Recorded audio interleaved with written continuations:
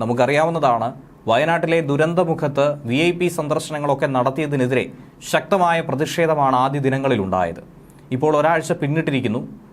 രക്ഷാപ്രവർത്തനമൊക്കെ തകൃതിയായി നടക്കുന്നുവെങ്കിൽ പോലും പ്രതീക്ഷ ഏറെക്കുറെ അസ്തമിച്ച ഒരു ഘട്ടത്തിലൂടെയാണ് പോകുന്നത്. ജീവനോടെ ഇനി രക്ഷിക്കാനായി ആരും ബാക്കിയില്ല എന്നുള്ള കണക്കുകൂട്ടലിലേക്കാണ് കടക്കുന്നത്.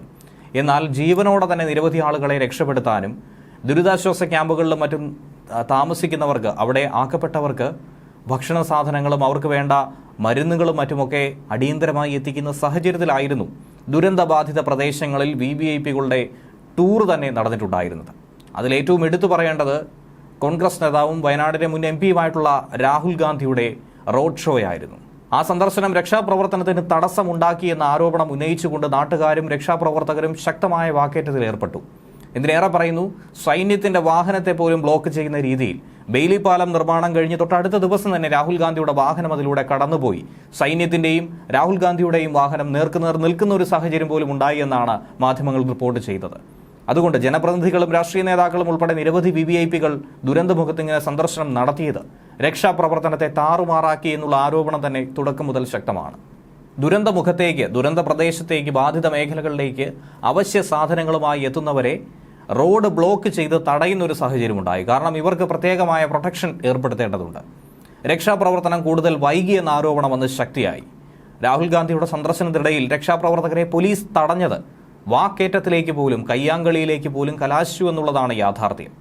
എന്നാൽ ദുരന്ത ഭൂമിയിൽ, പ്രത്യേകിച്ചും ഈ പ്രധാനപ്പെട്ട മണിക്കൂറുകളിൽ VIPകൾ സന്ദർശിക്കാൻ പാടില്ല എന്നുള്ളതാണ് നിയമവശം.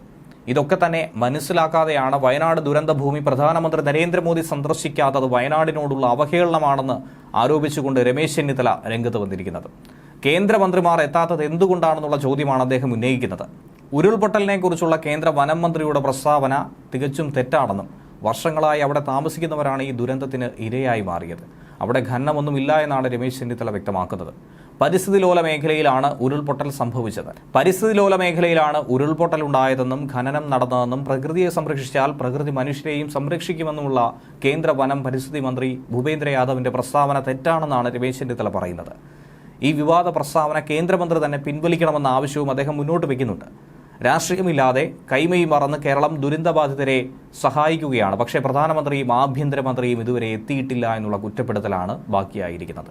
എന്നാൽ കൃത്യമായൊരു കാര്യം ഈ അവസരത്തിൽ പറയേണ്ടതുണ്ട്. ശനിയാഴ്ച പ്രധാനമന്ത്രി നരേന്ദ്രമോദി വയനാട് സന്ദർശനം നടത്തുന്നുണ്ട്. ഇത്രയും വൈകിയ വേളയിൽ എന്തുകൊണ്ട് അദ്ദേഹം എത്തുന്നു എന്ന് ചോദിച്ചാൽ ഇത് തന്നെയാണ് ഏറ്റവും കൃത്യമായ സമയം. കാരണം ദുരന്തത്തിൻ്റെ ആദ്യ ദിവസങ്ങളിൽ, രക്ഷാപ്രവർത്തനത്തിൻ്റെ ഏറ്റവും പ്രധാനപ്പെട്ട സമയങ്ങളിൽ എത്തിക്കഴിഞ്ഞാൽ അപ്പോഴുണ്ടാകുന്ന പ്രശ്നം അത് വളരെ വലുത് തന്നെയാണ്, ഗുരുതരം തന്നെയാണ്.